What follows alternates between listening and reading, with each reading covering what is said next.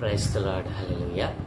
ప్రభునందు ప్రియ దేవుని జనాంగమ, మన ప్రభువును రక్షకుడైన యేసు ప్రభుల వారి ప్రశస్త నామమున మీకు శుభములు తెలియచేస్తూ ఉన్నాను. ప్రతి ఉదయం దేవుని దాని ఆధ్యాత్మిక కార్యక్రమానికి మిమ్మల్ని ప్రేమతో ఆహ్వానిస్తూ ఉన్నాను. నేటి వాక్య ధ్యానముగా ఆదికాండము 16వ అధ్యాయము 6వ వచనం నుండి 12వ వచనం వరకు దేవుని వాక్యాన్ని చదువుకొని ధ్యానం చేసుకుందాం.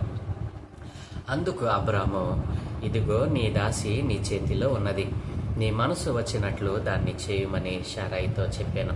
శారాయి దాన్ని శ్రమ పెట్టినందున ఆమె యొద్ద నుండి అది పారిపోగా, యెహోవా దూత అరణ్యములో నీటి బొగ్గు యొద్ద, అనగా షూరు అరణ్యములో బొగ్గ యొద్ద ఆమెను కనుగొని, శారాయి దాసి అయిన హాగరు, ఎక్కడి నుండి వచ్చితివి, ఎక్కడికి వెళ్ళుచున్నావని అడిగినందుకు అది, నా యజమానురాలైన శారాయి యొద్ద నుండి పారిపోవచ్చున్నాను అనెను. అప్పుడు యెహోవా దూత, నీ యజమానురాలి యొద్దకు తిరిగి వెళ్ళి ఆమె చేతి క్రింద అణిగియుండుమని దానితో చెప్పాను.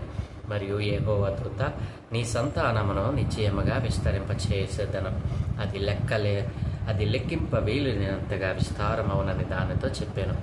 మరియు యెహోవా దూత, ఇదిగో యెహోవా నీ మొరను వినెను, నీవు గర్భవతి అయి ఉన్నావు, నీవు కుమారుని కని అతనికి ఇష్మాయేలు అను పేరు పెట్టుదువు. ఆమేన్.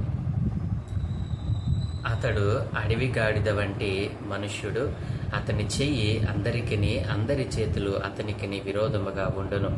అతడు తన సహోదరులందరి ఎదుట నివసించునని దానితో చెప్పగా. ఆమేన్. ప్రభునందు ప్రియ దేవుని పిల్లలారా, చదవబడిన లేఖనము నిమిత్తమే ప్రార్థన చేద్దాం. మమ్మల్ని మిక్కిలిగా ప్రేమించుచున్న మా ప్రియ పరలోకపు తండ్రి, గొప్ప దేవ, మీ ఘనమైన ఉన్నతమైన అతి పరిశుద్ధమైన నామమునకు వేలాది కోట్లాది స్తోత్రాలయ. ప్రతి ఉదయము మీ నామమును ఉచ్చరించుట మాకెంతో ధన్యము. నా దేవా, ఈరోజు మేము చదువుకున్న ఈ లేఖన భాగాన్ని దీవించండి అయ్యా. ప్రతిరోజు నైనా మీ దివ్యమైన లేఖనాలను ధ్యానం చేసే కృప భాగ్యము మాకు అనుగ్రహిస్తున్నందుకే స్తోత్రాలు. ఈరోజు కూడా మేము చదువుకున్న ఈ లేఖన భాగంలో నుండి కొన్ని ఆత్మీయ పాఠాలు మీరే మాకు బోధించి నేర్పించమని యేసయ్య పరిశుద్ధ నామమున ప్రార్థించి వేడుకుంటున్నాము తండ్రి. ఆమేన్.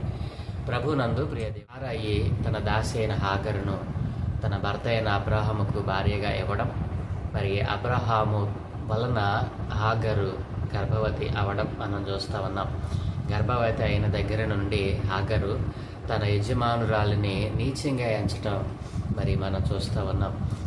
శారాయి తాను తీసుకున్న నిర్ణయం, పొరపాటు నిర్ణయం ఎంత బాధను కలిగించిందో, ఎంత అనర్థాలకు దారితీసిందో నిన్నటి దినాన మనం ధ్యానం చేశాం. ఇక మిగిలిన భాగాన్ని ఈరోజు మనం చూద్దాం. ఇదేం పిల్లరా, 5వ వచనంలో శారాయి అంటా ఉంది. 5వ వచనంలో శారాయి అన్నటువంటి మాట ఏంటి? నా ఉసురు నీకు తగులును, నేనే నా దాసిని నీ కౌగటికి ఇచ్చిన తర్వాత తాను గర్భవతినైతినని తెలుసుకున్నప్పుడు నేను దాని దృష్టికి నీచమైన దానినైతినని నాకును నీకును యెహోవా న్యాయం తీర్చును అని చెప్పి భర్తతో మాట్లాడడం మనం చూసాం. ఇదేని పిల్లరా, అసలు హాగరును తన భర్తకి ఇచ్చింది ఎవరు? శారాయే కదా. అక్కడ దేవుని మీద కూడా నింద వేసింది.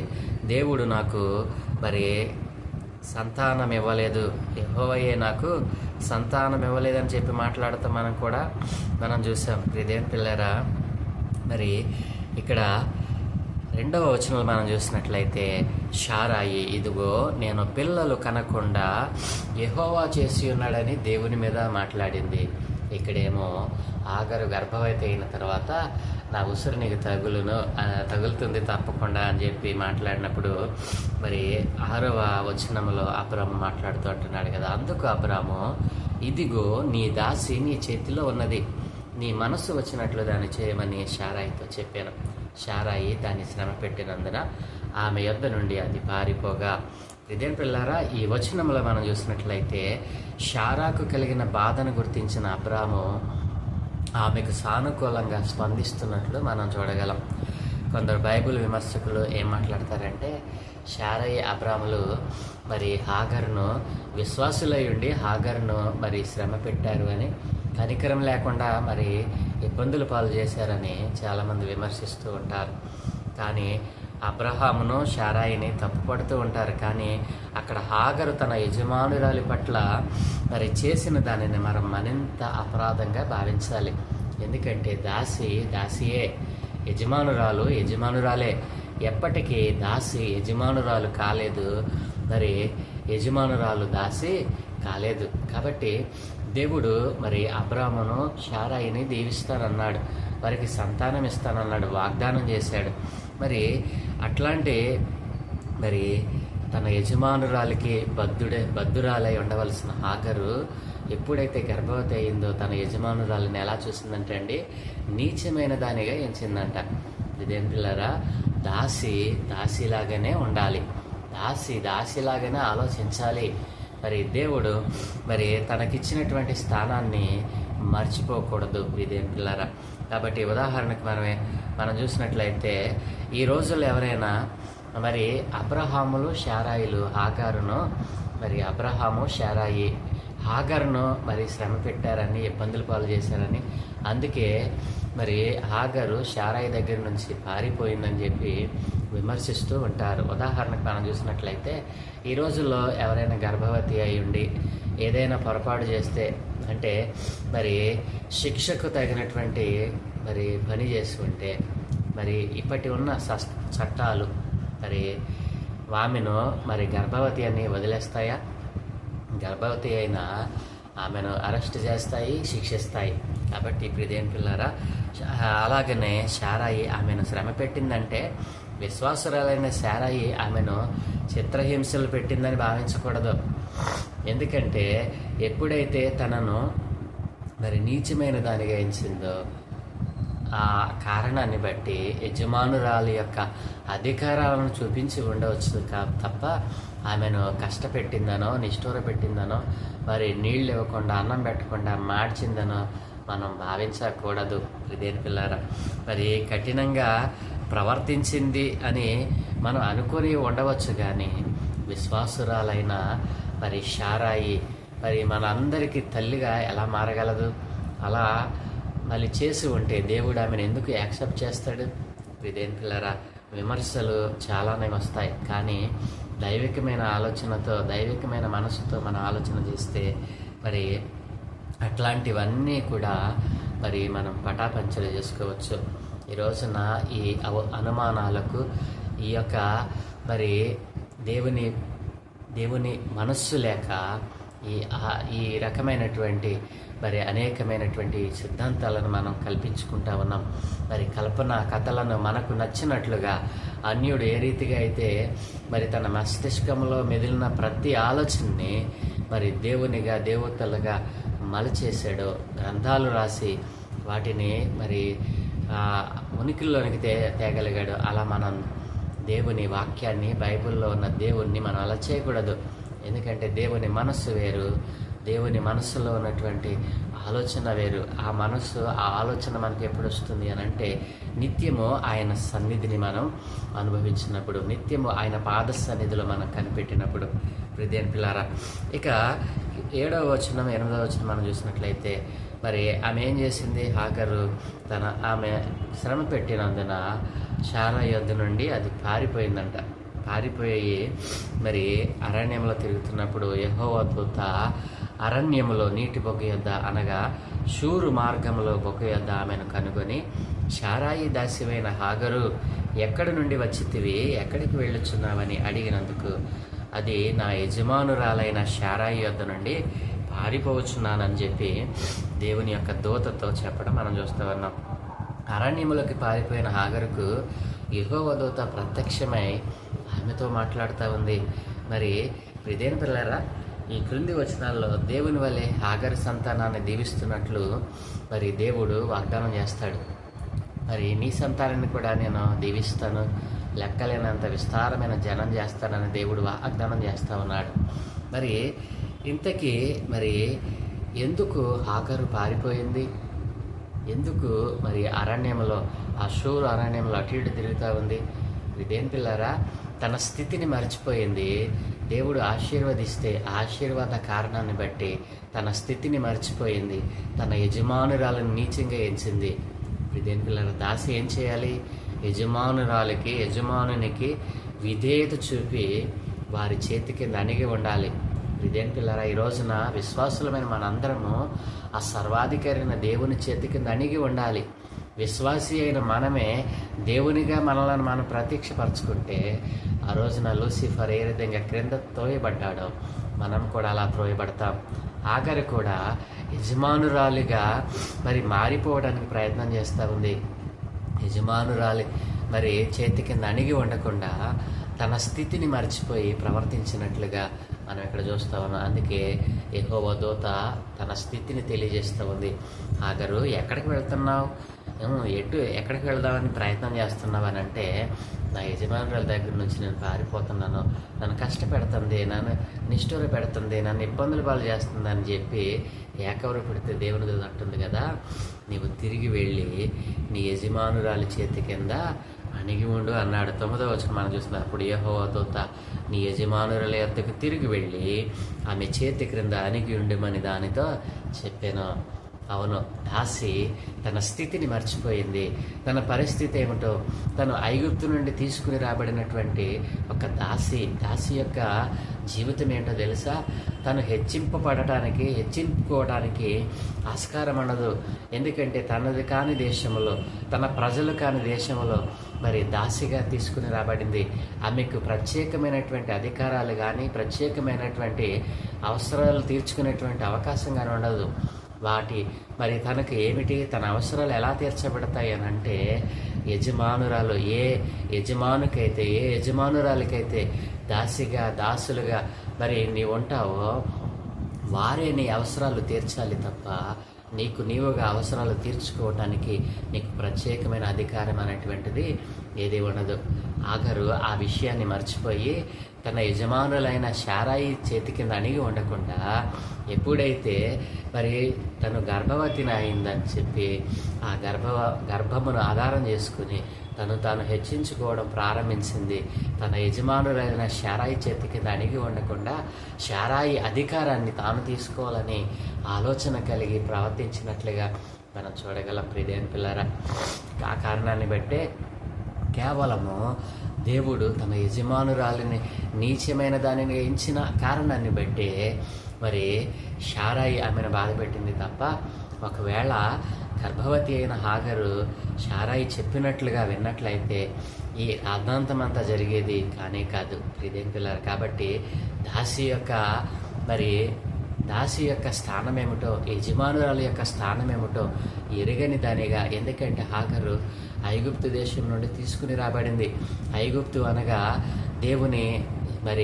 దేవుని నామం ఎరిగినటువంటి జనాంగం, దేవుని నామము వారు ఉచ్చరించినటువంటి జనాంగం, వారు దేవతలను దేవుళ్ళను ఆరాధించేటువంటి ప్రజలు, అన్యులు.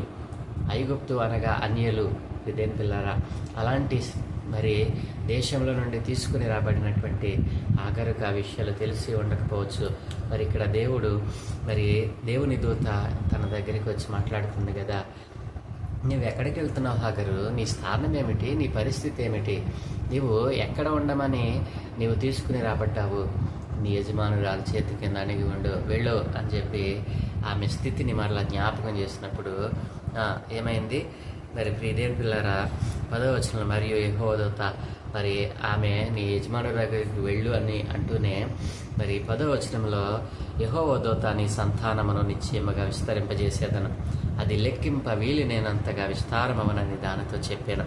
11, 12 వచనాలు కూడా మనం చూస్తే, మరియు యెహోవా దూత, ఇదిగో యెహోవా నీ మొరను వినెను, నీవు గర్భవతి అయి ఉన్నావు, నీవు కుమారుని కని అతనికి ఇష్మాయేలు అని పేరు పెట్టెదువు, అతడు అడవి గాడిద వంటి మనుష్యుడు, అతని చెయ్యి అందరి చేతులు అతనికి విరోధముగా ఉండను, అతడు తన సహోదరులందరి ఎదుట నివసించునని దానితో చెప్పాను. ప్రియదేవుని పిల్లారా, ఇక్కడ ఆగరు యొక్క స్థితిని జ్ఞాపకం చేసినటువంటి యెహోవా దూత తిరిగి మరలా నీ యజమానురాల దగ్గరికి వెళ్ళి ఆమె చేతి కింద అణిగి ఉండు అని చెప్పినప్పుడు శారాయి ఆగరును స్వీకరించిందా లేదండి? స్వీకరించింది. తర్వాత కుమారుని కంటావు అన్నాడు, అతనికి ఇష్మాయేలు అని పేరు పెడతా అన్నాడు. ఇష్మాయేలు అనే పేరుకు అర్థం ఏంటో తెలుసా? దేవుడు మొర వినెను. ఇష్మాయేలు అనే పేరుకు దేవుడు మొర వినెను అనేటువంటి అర్థము వస్తూ ఉంది. ప్రియదేని పిల్లరా, దేవుడు అన్నాడు కదా, నీ సంతానమును నేను ఎక్కువగా మరి మిక్కిలి హెచ్చించేదను, ఈ సంతానాన్ని మరి అభివృద్ధి చేస్తాను. మరి ఇష్మాయేలు అడవిగాడిది వంటి మనుష్యుడు అని, అతని చెయ్యి అందరికీ అందరి చేతులు అతనికి విరోధముగా లేస్తాయని దేవుడు ఆనాడే వాగ్దానం చేశాడు.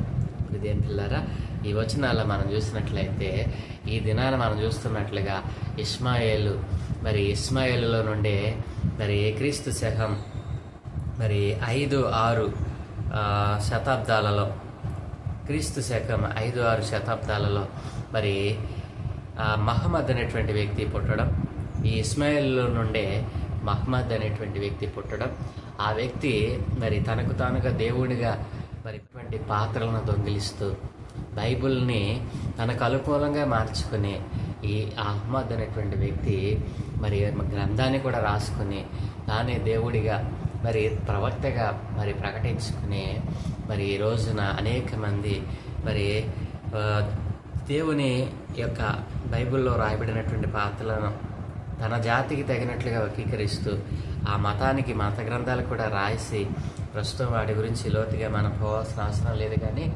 ఈ ఇస్మాయిల్లో నుండే మరి క్రీస్తు శకం 5-6 శతాబ్దాలలో ఈ మహమ్మద్ అనేటువంటి వ్యక్తి పుట్టడం, అతను బైబిల్లో ఉన్నటువంటి పాత్రలను దొంగిలించి మరి తన జాతికి అనుకూలంగా వాటిని మలచి, ఇదేం పిల్లరా, దానిని ఒక మతంగా స్థాపించడం, ఆ మతంగా స్థాపించినటువంటి ఆ మతంలో మరి ఈ ఇస్మాయిల్ జాతికి సంబంధించినటువంటి వారందరూ కూడా మరి మనకు కనబడడం, ఈ రోజున మనం చూస్తున్నటువంటి అరబ్ తెగలన్నీ కూడా ఈ ఇస్మాయిల్ నుండే ఉద్భవించాయి. ప్రెజెంట్లర్ ఎప్పటికీ మనం చూస్తూ ఉన్నాం. మరి ఈ దినానికి మనం చూస్తూ ఉన్నాం మరి అనేక అరబ్ కంట్రీస్, దుబాయ్, బెహ్రాన్, మరి ఇదేం పిల్లరా మనం చూస్తే మరి కువైట్, ఇట్లా ఈ ఇరాను, ఇరాక్, ఇట్లా ఇప్పుడు మనం యుద్ధాలు చూస్తూ ఉన్నాం. ఈ యుద్ధాలు ఇవన్నీ కూడా ఎక్కడి నుంచి వచ్చాయి అని అంటే ఈ వ్యక్తి మరి దేవుని మరి గ్రంథంలోని విషయాలను దొంగిలించి తన జాతికి మరి వక్రీకరించి వ్రాసినటువంటి దాని ద్వారానే ఈ అనర్థాలను జరుగుతూ ఉన్నాయి. ఇదేం పిల్లరా, ఏదేమైనా దాసి అయిన హాగరు తన యజమానురాలి చేతి కింద అణిగి ఉండకుండా తనను హెచ్చించుకోవడానికి ప్రయత్నం చేసింది. యజమానురాలు నీచమైన దానిగా ఇచ్చింది. దాన్ని గమనించిన దేవుడు మరి తనతో మాట్లాడడం, మరలా వెళ్ళి నీ యజమానురాలి చేతి కింద నువ్వు అణిగి ఉండమని హాగరుకు చెప్పడం మరి మనం చదువుకున్నటువంటి ఈ ధ్యాన భాగంలో మరి దేవుడు వివరించాడు. కాబట్టి ప్రియదేని పిల్లారా, హాగరు హెచ్చించుకున్నట్లుగా తన స్థానాన్ని మరిచి ప్రవర్తించిన హాగరు, మరి యజమానురాలిని నీచమైన దానిగా ఇచ్చిన హాగరు మరి దేవుని కనుసన్నల్లో పడింది.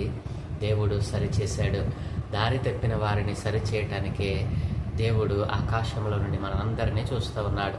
ఒకవేళ హాగరు లేక నీవు కూడా మరి అలాగన ప్రవర్తించుచున్నావా? నీవు పనిచేస్తున్న స్థలంలో నీకు నీవుగా మరి నీవు హెచ్చించుకుంటూ ఉన్నావా? జాగ్రత్త, దేవుడు చూస్తూ ఉన్నాడు. నిన్ను దేవుడు ఏ స్థితిలో ఉంచాడో ఆ స్థితిలోనే నీవు మరి కడ వరకు నిలిచి ఉండాలి. మరి యజమానులైన వారికి మనం ఏం చేయాలి? లోబడి ఉండాలి. కాబట్టి దేవుడు ఒక విషయాన్ని మనకు తెలియజేస్తూ ఉన్నాడు, మన స్థితిని ఎరిగి మనం ప్రవర్తించాలి అని. కాబట్టి స్థితి మరిచి మనం ఒకవేళ ప్రవర్తిస్తే మరి దేవుని దగ్గర మనల్ని సరిచేసుకుందాం. హాగరును సరిచేసిన దేవుడు నిన్ను కూడా సరిచేయనుగాక. ఆమేన్. దయగలిగిన తండ్రి, కృపగలిగిన దేవునికి వందనాలయ్యా. ఏ మంచి లేని మా జీవితంలో మరొక నూతన దినాన్ని దయచేసినందుకే వందనాలు తండ్రి. హాగరు తన స్థితిని మరిచి ప్రవర్తించినప్పుడు మీ దూతను పంపి సరిచేశారు నాయన. అవును, యజమానురాలికి తాను అణిగి ఉండకుండా యజమానురాలి స్థానాన్ని మరి పొందుకునేటంతగా ఆలోచన చేసినప్పుడు ఆయన సరిచేసిన గొప్ప దేవుడు. ఈ రోజున మేము కూడా నాయన ఈ రీతిగా నాయన ఒకవేళ హెచ్చించుకుంటూ ఉన్నామేమో, మా స్థానాన్ని మరిచి ప్రవర్తిస్తూ ఉన్నామేమో, దయతో మమ్మల్ని అందరినీ సరిచేయమని. ఈ లోకంలో మా దేశంలో ఉన్నటువంటి అనేక మంది ఈ రీతిగానే ప్రవర్తిస్తూ ఉన్నారయ్యా. తమను హెచ్చించుకుంటూ సర్వశక్తి గలన మీ నామాన్ని అంగీకరించకుండా, కనీసము దానిని తెలుసుకొనకుండా దాని మీద అయా నీ నామానికి బురద జల్లుతూ అనేక విషయాలలో తప్పిపోతా ఉన్నారు నాయన. అలాంటి మూర్ఖులైన, దుష్టులైన, దుర్మార్గులైనటువంటి ప్రజలందరి ఆత్మలను మీ చేతులకు అప్పగిస్తూ ఉన్నాను. వారందరూ అంతటా మారు మనసు పొందినట్లుగా మీ ఆత్మను ప్రేరేపించండి నాయన. వారిలో కూడా ఒక నూతనమైనటువంటి నైనా మార్పును దయచేయమని ఈ ఉదయకాలం మేము చేస్తున్నటువంటి ప్రతి పనిలో మీ సహాయమును దోతల కాపుతలను గ్రహించి మీరే మహిం పొందుకోమని యేసయ్య దివ్యనామమున ప్రార్థించి వేడుకుంటూ ఉన్నాము తండ్రి. ఆమేన్.